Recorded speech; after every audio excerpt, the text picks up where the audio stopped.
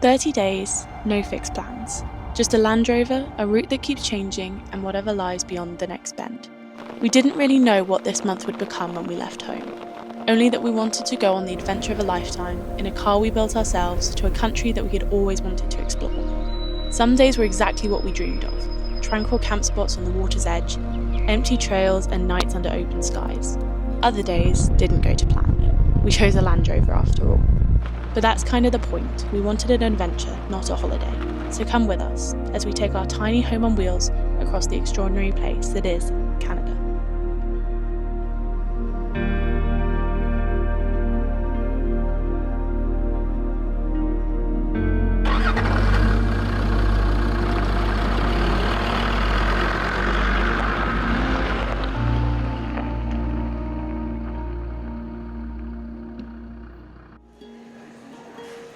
Our adventure began in Halifax, Nova Scotia, after a long 2 days of travel from London.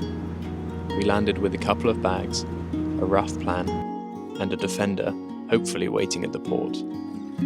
Of course, we were nervous. At the time, we had no idea where we'd end up, and honestly, no idea how we would manage life on the road in such a small space.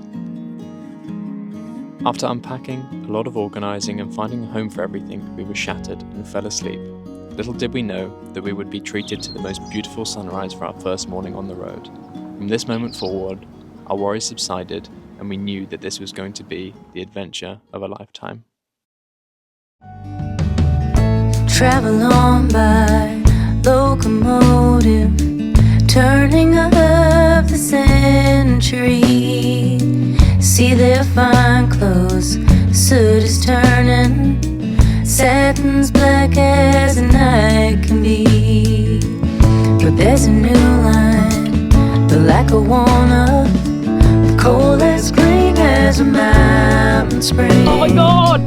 Through the forest, what is it? And over water, Northern Railway beauty sings.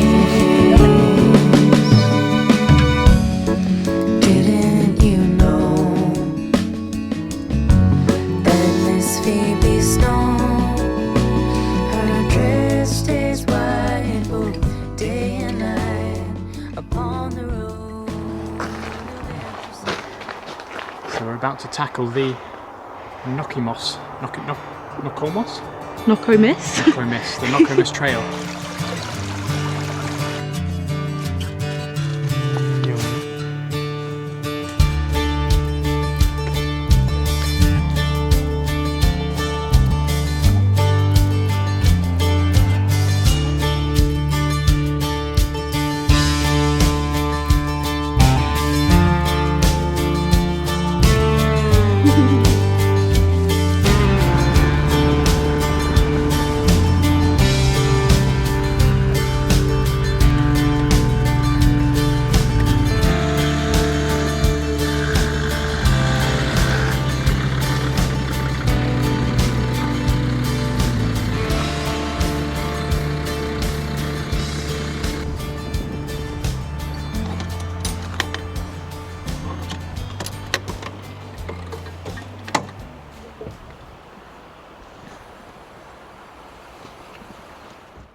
One of our favourite things about living out of our van is being able to open our door to a different view every morning. And having our Land Rover means we're able to get to some pretty epic spots that not everyone is able to get to.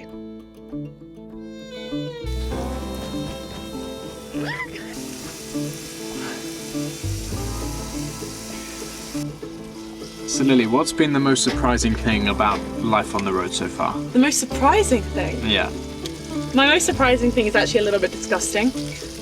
It's actually how much I thought I needed to shower via how much we have been showering.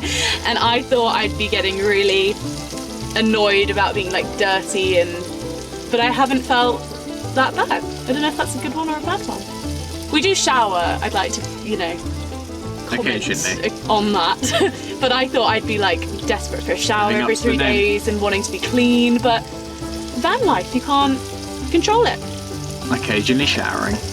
So I thought you were going to say showering had been the hardest part, but if that's been the most surprising, what's been the hardest part then? The hardest? To be honest, I think the hardest bit has been cooking and washing up in such a small space. I'm someone who really doesn't like clutter. It's a personal issue. I think you have to kind of learn to... Like even that is too much clutter for Lily. Yeah, I think I'm having to learn to, maybe not washing up and cooking specifically, but just clutter in general. I'm having to learn to live with that. I think that's probably the hardest thing, is trying to keep everything tidy and controlled in such a small space as impossible.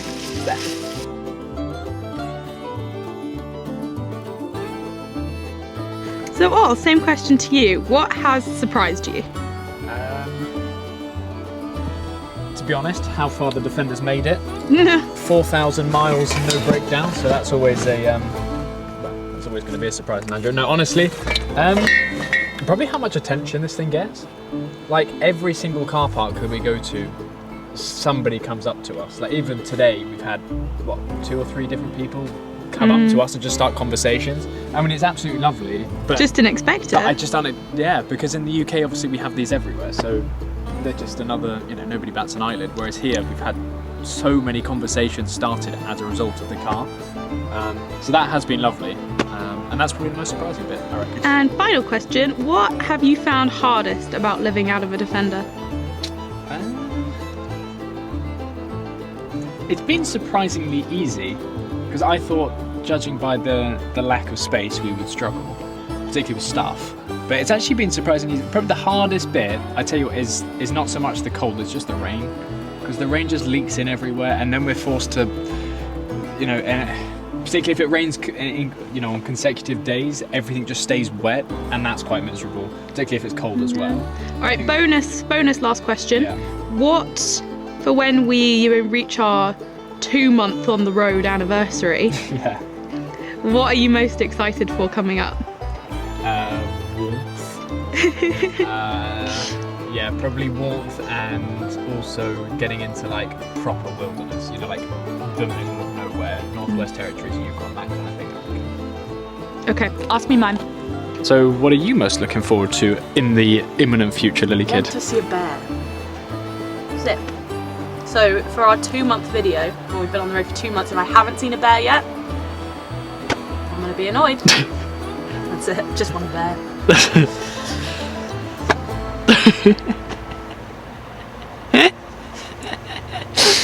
Easy to please, aren't you, my love? I am. Yeah. 30 days ago, this was all completely unfamiliar. Now, somewhere between the long roads, quiet campsites, and life inside Moose, it started to feel normal. And with so much more of Canada still ahead of us, this really does feel like just the beginning. So join us for the adventure of a lifetime.